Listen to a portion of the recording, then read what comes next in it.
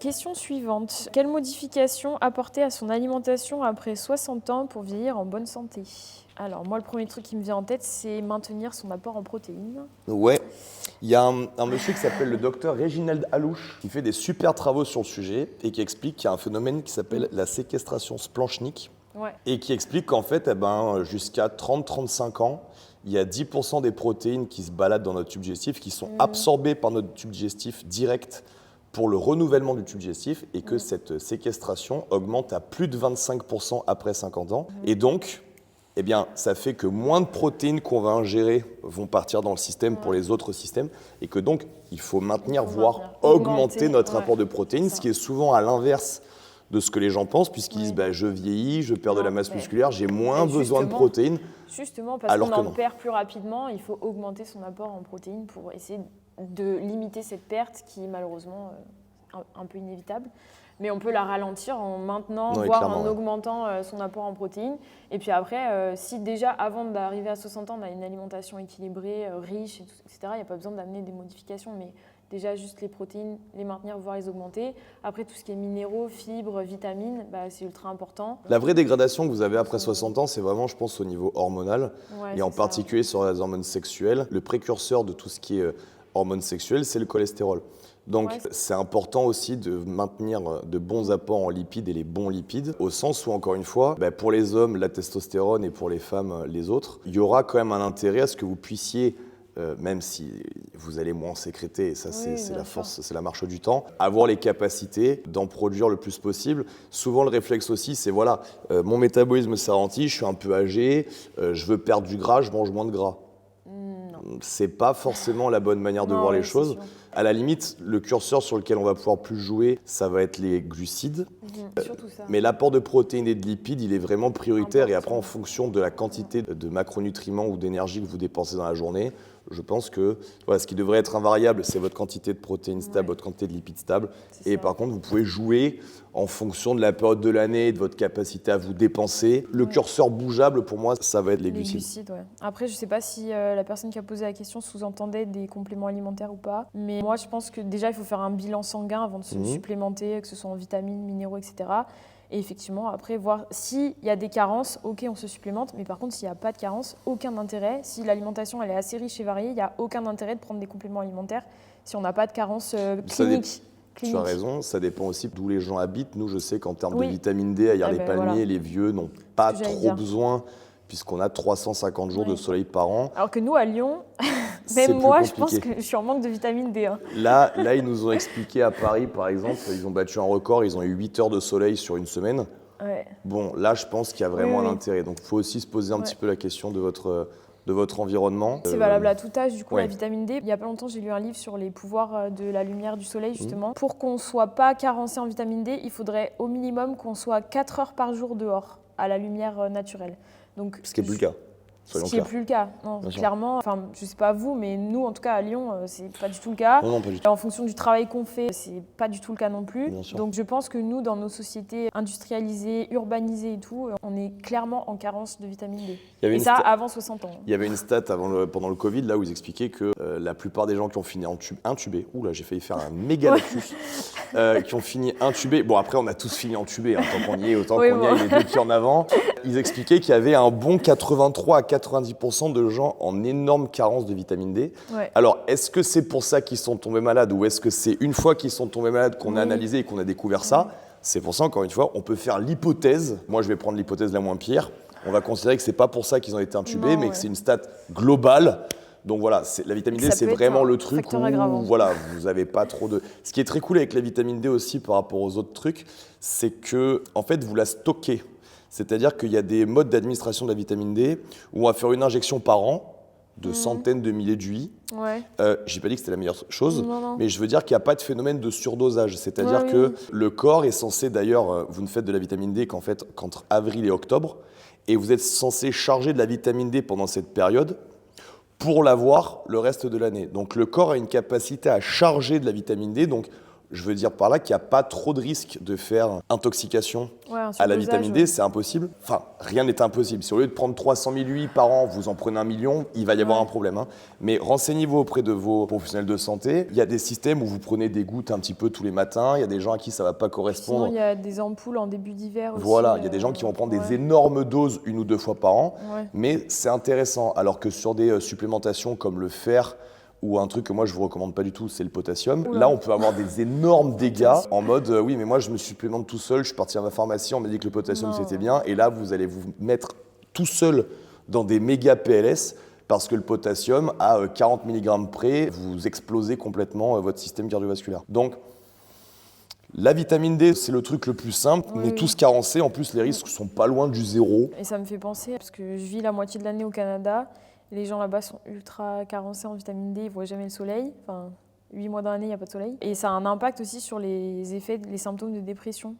Ils font plus de dépression dans ces pays-là, donc les pays du Nord notamment, parce qu'ils ne voient pas la lumière du jour. Et c'est prouvé aussi que la lumière naturelle du soleil a un effet sur la bonne santé mentale. Le mood et tout ça, le bon mood. Donc sortez, allez dehors, quoi. Restez pas devant vos écrans d'ordinateur. Autre question, alors là je pense que je vais te laisser répondre. Bascule du bassin depuis 6 ans, cause toujours inconnue, comment se rééquilibrer? Alors si on parle d'une bascule du bassin au squat, on a fait une vidéo qui s'appelle le butt wink, où on explique que c'est complètement incroyable qu'en 2024, SpaceX rattrape des fusées avec des bras métalliques, mais que les coachs du monde ne comprennent toujours pas d'où vient le butt wink. Donc je vais la faire courte. Le butt wink, si tu tapes butt wink, donc ce fameux bascule du bassin au squat, si on tape ça sur YouTube, on va tomber sur 1 million de vidéos qui nous expliquent que c'est un problème de souplesse du bassin, des ischios, ça n'a absolument aucun sens. Le butt wink, c'est l'équivalent en version verticale de la flexion de colonne en soulevé de terre. Donc je prends une image pour que les gens comprennent. Quand vous avez été à l'école, on vous a montré ce qu'était un carré. Et à un moment, la maîtresse, elle a fait ça, et tout le monde a appelé ça un losange. C'était toujours un carré. Et ben, vous êtes capable de comprendre qu'il faut serrer vos omoplates en deadlift pour pouvoir garder le dos droit. Mais par contre, donc ça c'est à l'horizontale, d'un coup on vous met à la verticale en squat, les gens s'effondrent complètement au niveau de la cage thoracique, entraînant une flexion de colonne, et les gens disent « Oh là là, le butt wink, c'est un problème de bassin ». Ben non, c'est un problème de flexion de colonne. Donc, à partir du moment où vous allez rester en extension lombaire, et pour rester en extension lombaire, il va falloir rester la cage thoracique ouverte, vous ne pouvez pas en bas du mouvement avoir une bascule du bassin. Chaque fois que quelqu'un m'a dit « Alors, je ne suis pas d'accord », d'ailleurs, notre ancien stagiaire, qui est maintenant un employé de Warrior Athletic, Nico, a tenté de venir me voir en disant « Alors, je ne suis pas du tout d'accord avec ton vlog, regarde, moi, je suis capable de descendre en squat avec les omoplates parfaitement serrées, mais mon bassin va quand même rouler. » Je lui ai demandé de me faire la démonstration. Et en fait, en bas, je lui ai montré qu'il ne s'était même pas rendu compte qu'en descendant, ses omoplates s'étaient complètement effondrées. Il a fallu que je le filme pour qu'il me dise... Donc, c'est un problème d'extension lombaire et c'est un problème d'extension de colonne. Vous ne squattez pas en extension de colonne, ce qui pose d'autres problèmes. Et attention, parce que l'autre revers, c'est que qui dit extension de colonne ne veut pas dire cambrure exagérée. Une extension de colonne n'est pas une antéversion complète. Bref, vaste sujet, on a fait une vidéo là-dessus. Tu tapes We Are Athletic Butt Wink et tout sera expliqué. Je t'invite à rejoindre nos stages, nos formations, etc., etc. Ce sera beaucoup plus simple de te faire vivre la situation. Question suivante. Quel est votre avis sur les thérapies hormonales anti-âge? Moi, je suis pour à 2000%. Voilà. Ouais. Ouais, moi, je suis pour. Moi, j'ai un avis un peu plus nuancé. Quoi? Tu considères qu'il faut vieillir dégueulasse et grabataire, qu'on peut pas avoir de sexualité après 60 ans, que ton but, c'est qu'on meure avec une paille dans la bouche? C'est pas ce que je dis. Non, mais j'avais envie d'avoir une réaction émotionnelle de cheveux bleus ascendant table basse, pardon. Non, je pense que si on n'est pas carencé en termes hormonaux de manière clinique, genre que ça ne pose pas de vrais problèmes, parce qu'en fait, le processus normal de vieillissement, c'est qu'au bout d'un moment, les hormones, elles vont être moins produites. Donc ça, c'est un processus normal. Si cette production plus faible d'hormones n'entraîne pas de conséquences cliniques, moi, je ne vois pas l'intérêt de suivre des thérapies hormonales anti-âge. Ah oui, alors dans ce cas-là, tu considères qu'il ne faut pas suivre de thérapie hormonale anti-âge quand on n'en a pas besoin? Oui, c'est Ça ça. revient à ça. Oui, quand on n'est pas carencé de manière oui, clinique. moi, je suis complètement d'accord. Ah oui, bon, bah mais voilà, moi, on est mon d'accord, avis, alors. c'est juste que quand tu commences à aller à 50 balais, plus bandé, perdre 3 kilos de masse musculaire Ah par... oui, non, mais là, ça devient pathologique. Là, je pense on qu'il est y a un d'accord. intérêt. Oui. Ok, non, mais là, je suis d'accord. Pour l'anecdote... On est d'accord. En fait, on est d'accord. En fait, on est d'accord. J'ai un client qui doit avoir 45 ans, qui est venu me voir et qui m'a dit « Écoute, Guillaume, faut que je te parle. J'ai trouvé un médecin qui m'a mis sous TRT. » Donc, thérapie de remplacement de la testostérone. Et alors, il aurait pu ne jamais nous le dire, parce que, anecdote, il a absolument pas changé de morphologie. Voilà. Il n'a pas pris 10 kilos de masse musculaire, il n'a pas des cheveux qui ont repoussé de dingue.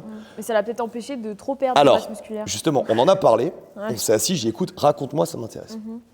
Donc au départ, il a essayé les patchs, ça n'a pas marché. Après, son médecin lui a proposé des injections et là, ça a marché. Et en fait, il m'a expliqué un truc auquel je m'attendais pas du tout. Ouais. L'effet qui, pour lui, est primordial, c'est qu'en fait, il commençait à être dans un début de dépression. Ah oui. Il commençait à plus avoir envie de se lever le matin, alors que c'est un gars qui est un vrai entrepreneur avec plein de business. Bref, je ne vais pas développer.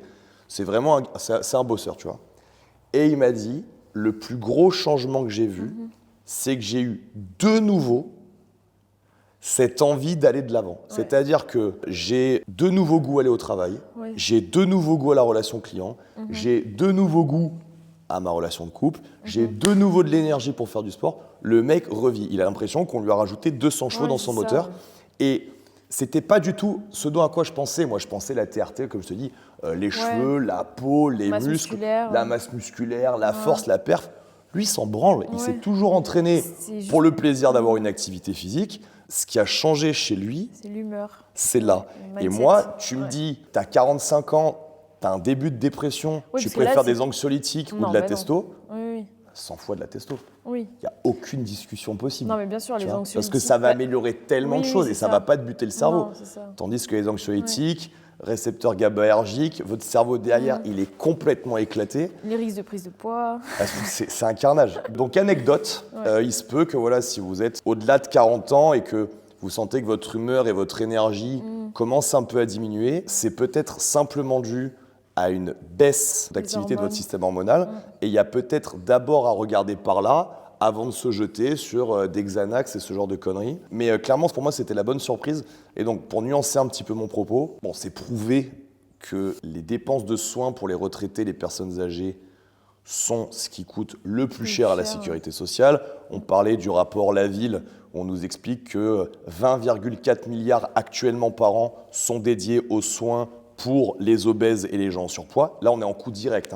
Je ne vous parle pas des 30 milliards de plus en coût indirect sur les arrêts de maladie, les arrêts de travail et tous ces trucs-là. Si le fait d'avoir une substitution hormonale permet à des personnes âgées de vivre 5 à 10 ans de moins que leur âge génétique parce qu'ils ont toujours goût à vivre, goût à bouger, etc., etc., moi, je suis vraiment pour. D'ailleurs, je l'ai toujours dit, je pense que quand je commencerai à être sur le déclin, ce qui va arriver, parce que contrairement à ce que vous pensez, je suis un homme, je ne suis pas un robot. Donc, je me prépare à ce que je passe un cap d'âge où je sois sur la descente.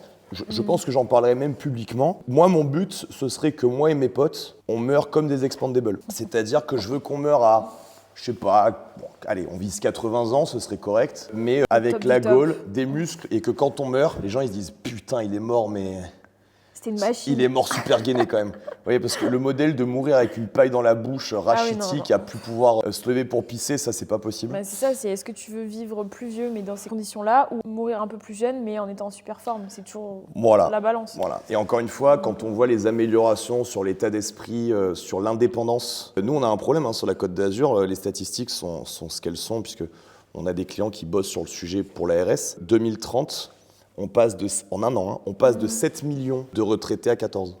Ah oui. Donc là, avec 3 problématiques que je trouve complètement passionnantes, vous allez comprendre le rapport avec ce qu'on dit. Les stats, c'est 25% des gens qui vont finir vraiment très mal. Ouais. Donc ils passent l'âge de la retraite, ils deviennent médicalisés direct, si ce n'est pas le cas déjà avant. Ouais. Il y en a 25% à qui il ne va jamais rien arriver. Ils vont mourir dans leur lit de vieillesse naturelle, tranquille. Et en fait, il y a une strate de 50% où on ne sait pas. Et ça, c'est complètement fou parce que c'est le problème qu'a l'ARS actuellement. Ils se disent, mais comment on fait pour gérer le nombre de lits, le nombre de personnel de santé, etc., etc., Alors que 50% de 14 millions, ça fait 7 millions. Ces 7 millions, on ne sait pas s'ils vont basculer, on ne sait pas combien vont basculer, et on ne sait pas dans quel délai, on ne sait pas pourquoi. C'est complètement dingue. Donc pour moi, ces thérapies hormonales, si elles sont prises un peu en amont, et que derrière, encore une fois, je reprends mon client à 45 ans, au lieu de faire une dépression, qui mange comme un gros, que derrière, il arrête le sport et que dans 20 ans, il soit complètement éclaté au sol et qu'il nous coûte des centaines de milliers d'euros par an, alors qu'à 45 ans, petite thérapie de remplacement de la testostérone, le mec travaille jusqu'à ses 65, il fait du sport, il s'entretient. Franchement, donnez-lui de la testo. C'est pour ça qu'il faut faire de la prévention. Exactement. Et pas attendre d'avoir 75 ans ou 80 ans de dire « Ok, je vais prendre soin de moi », alors que c'est pas trop tard en soi, c'est jamais trop tard. Mais plus on commence tôt et mieux c'est. C'est extrêmement mal vu ces histoires de remplacement hormonal, alors que bon, les traitements hormonaux pour la ménopause sont monnaie courante depuis des années. J'ai l'impression que sur cet aspect hormonal, et d'ailleurs, je pense que c'est un petit peu une forme de réel féminisme, l'être humain, l'homme, la société, est très enclin à filer des hormones aux femmes pour qu'on puisse faire l'amour sans avoir trop de problèmes, qu'arriver à la ménopause, elles nous saoulent pas trop, donc on leur file des traitements hormonaux pour pas qu'elles nous gonflent. Mais par contre, c'est extrêmement mal vu de parler de traitement hormonal pour les hommes. Oui, alors qu'il y a rien de... Je ne vois pas pourquoi. On les a butés. Aujourd'hui, c'est de notoriété publique que les pilules sont cancérigènes, type 4, pour les femmes. Ça, c'est vraiment, vraiment, vraiment établi, écrit, acté. Et vous avez toujours 90% des gynécos, quand une fille de 15 ans est réglée de manière un peu anarchique, ce qui est de base normal, normalement, elle est réglée de manière anarchique de ses 15 à ses 20 et après ça se régule. Mais non, à 15 ans, il faut absolument qu'elle soit réglée comme une pendule. Donc, ou même pas, genre juste, tu vas voir la gynéco la première fois, tu dis tu veux un moyen de contraception, hop, pilule, direct. On pose même pas la question. Donc on a suicidé 40 ans de femmes en leur balançant des pilules cancérigènes. Et nous, par contre, quand on parle de thérapie de remplacement de la testostérone pour les hommes de plus de 40-45 ans, oui, non mais attends, c'est du dopage, c'est pas bien, etc. Je vois pas le problème, ce sont des femmes, ce sont des hommes. On leur a fait vachement plus de dégâts en leur balançant des pilules que ce qu'on va se faire nous en s'injectant de la testo dans un cadre thérapeutique, encore une fois. Par contre, je suis complètement OK qu'une fois qu'on passe par là, la compétition, on arrête. Parce que, sachant que la testostérone, c'est l'hormone de la force, de l'agressivité, etc., etc. 45 ans, vous êtes sous TRT, vous n'allez pas jouer dans la même cour que les mecs qui ont 45 ans et qui ne sont pas sous TRT. Donc, soyons très clairs, il faut faire une croix sur tout ce qui est compétition sportive, mais j'ai un problème avec cette société qui est capable de filer des cachetons à une partie de la population qui les fracasse et qui derrière ne veut pas en donner à une autre partie de la population parce qu'ils mettent ça dans le même panier, alors que dans ce cadre-là, les traitements hormonaux pour les hommes, non. Alors, je répète, dans un cadre thérapeutique fait par un médecin, prise de sang, suivi, tatitata, n'ont en fait que des avantages. Oui, c'est pas, tu vas pas t'injecter ta dose de testostérone dans les vestiaires de la salle de sport. J'ai pas dit, vous allez derrière à la salle, à la garde, chez les body, prendre votre fiole de 250 mg de Sustanon. Non, j'ai pas dit ça. J'ai dit dans un cadre strict médical. Mais moi, je ne vois vraiment pas le problème. D'ailleurs, j'ai eu la semaine dernière une bise à Jean-Marc, s'il voit cette vidéo. Un mec de 64 ans, beau comme un dieu, mais franchement, beau comme un dieu, gaillard, sportif, alerte au niveau cognitif, tu vois. Alors, lui, je n'ai aucune donnée, on n'en a même pas parlé, de s'y était passé par ce truc-là. Mais ce qui est drôle, c'est que ce mec-là a fait du sport par contre toute sa vie. Et pas des trucs intensifs. Il m'expliquait, lui, son truc, c'est la machine à câble. Voilà. Il a toujours fait du Globo Gym entre les États-Unis et la France. Toujours de la machine à câble de fitness. Mais sur les 40 dernières années, vous vous retrouvez avec un mec de 64 ans. C'est une hallucination. D'une gentillesse en plus hors norme, un cerveau bien câblé parce qu'il a traité dans le monde entier. Bref, une vraie plus-value pour nous de l'avoir en coaching. Et ça donne vraiment envie de bien vieillir. Et ça montre que c'est vraiment possible. Parce que moi, pour être comme lui à 64 ans, je paye ce qu'il faut, je signe demain. C'est incroyable. Mais c'est ce qu'on disait tout à l'heure, la prévention, c'est ultra important. Plus on s'y prend tôt, en fait, la vieillesse, ça se prépare déjà quand on a 20-30 ans. Donc si déjà on a des bonnes habitudes de vie, qu'on fume pas, qu'on boit pas, qu'on mange bien, qu'on s'entraîne correctement, il y a entre guillemets aucune raison. En fait, on augmente les statistiques de bien vieillir, même si on ne sait jamais ce qui peut nous arriver. Mais on met quand même toutes les chances de notre côté pour vieillir de la meilleure des façons et d'être du coup comme lui à 64, c'était vraiment incroyable. C'est vraiment incroyable. Ça donne de l'espoir. Ouais, c'est ça. Donc, thérapie hormonale, oui, mais encadrée. Voilà, encadré, faites pas les choses tout seul. Médecin. Même moi, j'ai pas les compétences du tout là-dedans. Non, Et encore une fois, c'est la dose qui fait le poison. Oui, C'est-à-dire que vous allez avoir des bodybuilders qui vont mourir à 35 ans d'un arrêt cardiaque parce qu'ils vont prendre exactement les mêmes substances, mais conseillées par leurs collègues et dans un but de devenir monstrueux, alors que je connais même pas les dosages que notre client prend. Je les ai pas retenus, mais il me les a donnés, c'est anecdotique. Oui, voilà, c'est un truc où il doit prendre, je sais pas, 50 mg de testo par semaine ou tous les 15 jours. C'est ridicule, mais parce qu'on est encore une fois dans le maintien. Oui, voilà, et puis il est relativement jeune encore. Exactement, quand même, bien sûr, bien sûr. Ça aurait pu basculer du côté pathologique si effectivement il n'avait pas pris cette testostérone-là, mais comme il est allé voir son médecin et tout, qu'on lui a proposé une dose minimale, ça a suffi à. Ce qui est très intéressant, c'est que le nom est bien trouvé. C'est rare que les noms soient bien trouvés. Le nom, c'est thérapie de remplacement de la testostérone. Donc le but n'est pas que le mec se retrouve avec des doses de testostérone de poney ou de taureau. Le but, c'est qu'il ait un maintien de ces taux. Et quand on voit l'influence sur le mood, sachant que c'est le cerveau qui commande, c'est-à-dire que quelqu'un qui est dépressif, en vrai, il va vous coûter une blinde à la sécurité sociale, en arrêt de travail, en dinguerie, en médoc, encore une fois, en surpoids. C'est une maladie qui crée d'autres. Sa qualité de vie, elle va diminuer, alors que là, au contraire, il a retrouvé goût à tout. Donc là, il a besoin de rien d'autre que juste son maintien. Moi, je trouve ça courageux de sa part, parce que par contre, je sais qu'il a vraiment galéré. Parce qu'encore une fois, c'est quelque chose qui est beaucoup trop confidentiel. Encore une fois, vous êtes remboursé à 100% et c'est tout à fait OK de changer de sexe quand vous avez 19 ans parce que c'est la mode, donc c'est une opération à 130 000 balles. Là, on va vous en donner des hormones et puis là, vous avez Brut, Combini qui vont faire des reportages sur vous parce que vous êtes vraiment un exemple à suivre et puis vous allez faire Danser avec les stars parce que franchement, vous êtes quelqu'un d'incroyable. Mais par contre, quelqu'un de 45 balais, entrepreneur qui paye des tonnes d'impôts par an, lui, par contre, il va vouloir un traitement hormonal pour vieillir moins vite et on va lui expliquer que c'est du dopage, que c'est pas bien, que ça devrait pas se faire.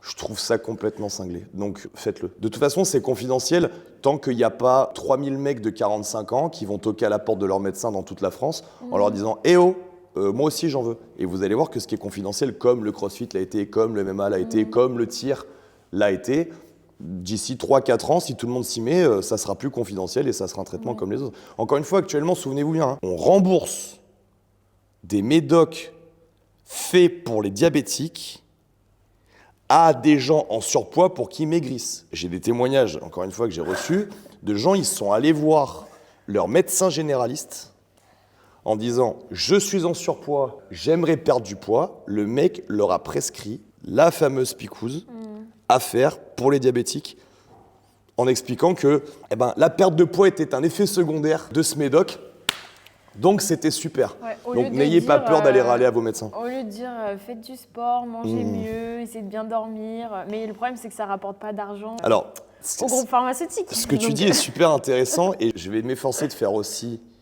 preuve de bonne foi. J'ai eu, il y a 15 jours, un médecin généraliste en Coaching Week qui est acquis complètement à notre cause.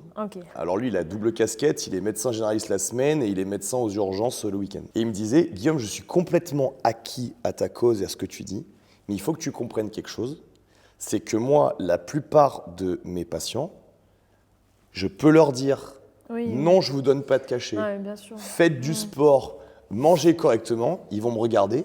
Je vais voir un autre médecin. Et ils vont aller voir un autre médecin. Il me dit, mon problème, moi, c'est que quand 99% du temps, je croise des gens qui font 100 kilos pour 1m70 et qui se plaignent d'avoir le dos bloqué. J'ai envie de leur dire, arrête de manger de la merde, va dans une salle de sport, lève-toi le cul, mange des légumes et dors la nuit.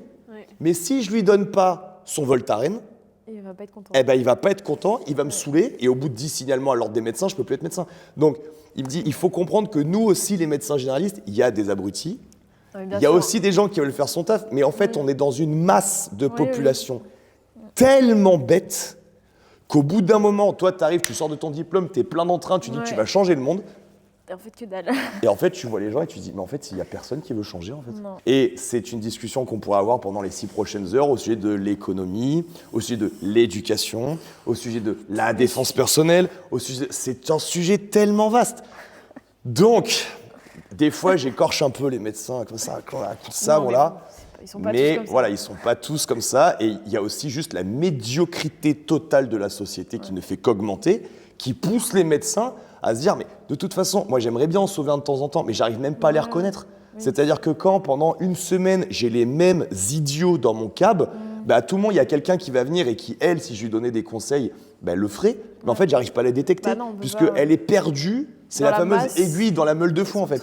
Elle est perdue dans la masse et moi, je vais la traiter comme les autres. comme les autres, alors que peut-être qu'elle ne mériterait pas. Mais on est aussi des humains, et on est plein d'envie. Oui. Mais quand tu te heurtes à une population complètement teubée, Oui, parce que c'est très comme on difficile. disait tout à l'heure, c'est difficile de se remettre en question. Donc les gens comme ça, ils préfèrent dire « Ah bah oui, je vais prendre mon médicament, ça va me faire du bien » plutôt que de dire « Ah oui, il faut que je change mes habitudes de vie, il faut que je change ma façon de penser, que je change ma façon de faire. » Et ça, c'est beaucoup plus dur, le changement. Je prends un moment très personnel pour faire exactement la même chose que ce que je viens de faire avec les généralistes, avec les kinés. J'avais aussi cette discussion avec un kiné. Le problème des kinés, c'est pas vraiment la kiné, c'est comment la population voit les kinés. C'est-à-dire que les gens se niquent le dos pour des raisons complètement improbables. Ils arrivent chez le kiné. « Bonjour, on m'a prescrit 10 séances. Ok, on va faire des exercices, mais il faudra en faire un peu chez vous. Puis, ils font En rien fait, non, il chez faut que eux, dans ouais. 10 séances, ça soit réglé. » Les gens voient les kinés comme des garagistes. Alors c'est vrai que nous, on a un peu la part belle parce qu'on passe après eux. Et nous, on va arriver à sortir les gens de l'échec. Mais par contre, nous, ça leur coûte 180 balles le plan. Ils viennent chez nous parce qu'ils ont tout testé, ça ne marchait pas. Et donc, ils viennent aussi avec un sentiment, ou plutôt un engagement dans la démarche qui est plus beaucoup fort. plus élevé. Ouais. Donc forcément, les résultats en termes de réussite sont bien meilleurs. Ouais, parce qu'ils viennent, ils sont un peu désespérés en fait. Voilà, Il n'y a rien ils en qui sont là. marche, donc il faut que je mette toutes les chances de mon côté. Alors qu'ils auraient pu le faire avant avec les séances de kiné en faisant les exos chez eux. Alors Mais que 95% des gens qui vont chez le kiné voient les kinés comme un garagiste. Bonjour, je te laisse ma bagnole avec mes clés. Je peux la récupérer dans combien de temps? Ok, par contre, il faut que ça soit réparé, il faut qu'elle reparte après. Sauf que là, on parle d'un corps humain et pas d'une bagnole. Donc, à partir du moment où vous considérez que votre dos éclaté en 10, 20 ou 30 séances de kiné, il doit être réparé et que derrière, vous n'aurez plus rien à faire, en fait, déjà, l'énoncé, il est mal posé. Déjà, de base. Donc voilà, je voulais juste te dire à nos collègues kinés que je comprends aussi la difficulté de leur métier, mais c'est de votre faute, vous n'avez qu'à faire du nom nomenclaturé. Voilà, ça vous apprendra. Suivant.